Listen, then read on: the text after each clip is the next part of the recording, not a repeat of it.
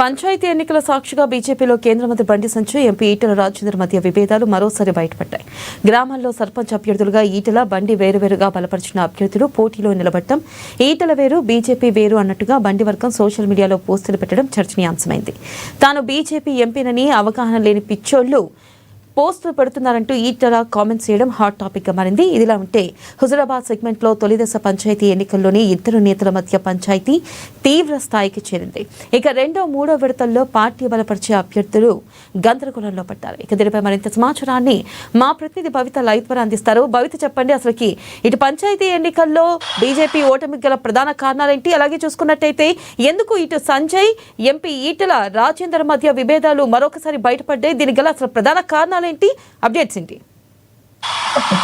వెన్నెల, గత కొంతకాలంగా BJP party అంటే క్రమశిక్షణకి మారిపోయారు. కానీ అది ఇప్పుడు కాస్త రివర్స్ అయిందనే చెప్పాలి. ఎప్పుడు చూసినా కూడా బీజేపీ నేతల మధ్య అంతర్గత పోరు ఏదో ఒక విధంగా బయటపడుతూ వస్తుందని చెప్పాలి. ఎందుకంటే గత కొంతకాలంగా కూడా అంటే రాష్ట్ర అధ్యక్షుడిగా రామచంద్రరావు ఎన్నికైన తర్వాత అది మరీ పీక్ స్టేజ్ చేరిందని చెప్పాలి. ఒకరు కాదు, ఇద్దరు కాదు, ఉన్నటువంటి నేతలంతా కూడా గ్రూప్ రాజకీయాలు, గ్రూప్ పాలిటిక్సే చేస్తున్నారని చెప్పాలి. కొంతమంది ఒక వర్గం, కొంతమంది ఒక వర్గం, ఇట్లా ఒక్కొక్క వర్గంగా విడిపోయి వారి యొక్క అంటే వాళ్ళ తీరు మాత్రం బయటకి చూసే వాళ్ళకి మాత్రం ఖచ్చితంగా బీజేపీ నేతల మధ్య సమన్వయం లేదు అనే పరిస్థితి అయితే క్లియర్ గా కనపడుతుందని చెప్పాలి. అయితే తాజాగా గత కొంతకాలంగా జూబ్లీహిల్స్ ఉప ఎన్నిక తర్వాత కూడా రాష్ట్ర స్థాయి నేతల నుంచి జాతీయ స్థాయి నేతల వరకు కూడా బీజేపీ నేతలకు ఒకరు వెనుక ఒకరు క్లాసులు ఇచ్చినప్పటికీ కూడా ఎక్కడ కూడా వాళ్ళ తీరు మారటం లేదని చెప్పాలి. అయితే తాజాగా బిఎల్ సంతోష్ కూడా అంటే అసెంబ్లీ ఎన్నికల తర్వాత కొత్త బీజేపీ చీఫ్ ఎన్నికైన తర్వాత కూడా బిఎల్ సంతోష్ జాతీయ ప్రధాన కార్యదర్శిగా ఉన్నటువంటి బిఎల్ సంతోష్ రాష్ట్రానికి రావడము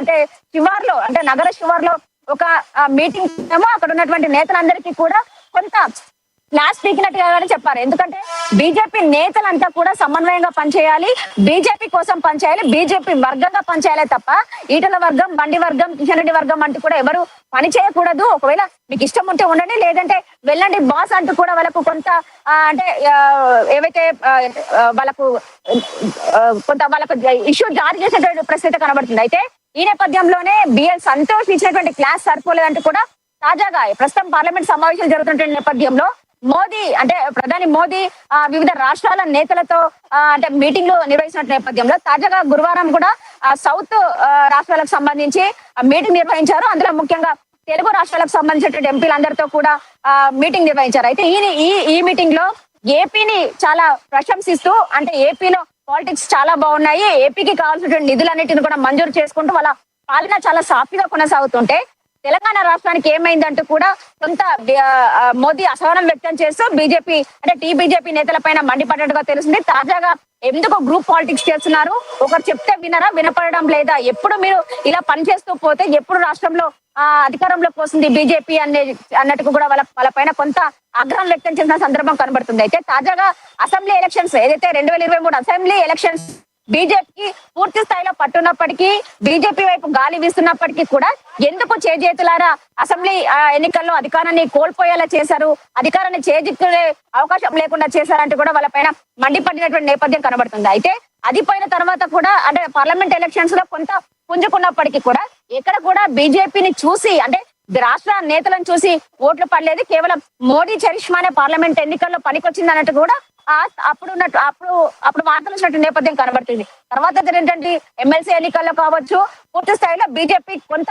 పట్టు సాధించినటువంటి నేపథ్యంలో ఇంకా మరింత ముందుకు వెళ్ళాలి తప్ప గ్రూప్ రాజకీయాలు చేస్తూ పార్టీ ప్రతిష్టకు భంగం కలిగేలా చేస్తున్నారన్నట్టు కూడా మోడీ ఒకవైపు క్లాస్ పీక్తూనే ఏదైతే ప్రస్తుతం తెలంగాణ రాష్ట్రంలో స్థానిక సంస్థల ఎన్నికల నేపథ్యంలో ఆ రోజు మొదటి విడత ఎన్నికలు జరగడము, అదే రోజు ఫలితాలు రావడం, ఒకవైపు ఉదయం మోదీ క్లాస్ తీసుకోవడము పక్కన పెట్టి అదే రోజు మధ్యాహ్నం దాదాపు 3 నుంచి 4 గంటల ప్రాంతంలో ఏదైతే బండి సంజయ్ కి సంబంధించినటువంటి వర్గం కూడా పూర్తి స్థాయిలో మరొకసారి వాళ్ళ యొక్క విభేదాలను, వాళ్ళ యొక్క విమర్శలను బయటపెట్టిన నేపథ్యం కనబడుతుంది. ఒకవైపు జాతీయ స్థాయి నాయకులు మోదీ కూడా క్లాస్ తీసుకున్నప్పటికీ కూడా మీరెంత అన్నట్టుగా కూడా వాళ్ళ యొక్క తీరు కనిపిస్తున్న నేపథ్యం కనబడుతుంది. అయితే మొదటి విడత ఎన్నికలకు సంబంధించి స్థానిక సంస్థల ఎన్నికలకు సంబంధించి ఏదైతే హుజూరాబాద్ నియోజకవర్గానికి అయితే కరీంనగర్ పార్లమెంటు స్థానంలో హుజూరాబాద్ నియోజకవర్గానికి సంబంధించి ఒక కమలాపురం మండలం సంబంధించి ఏదైతే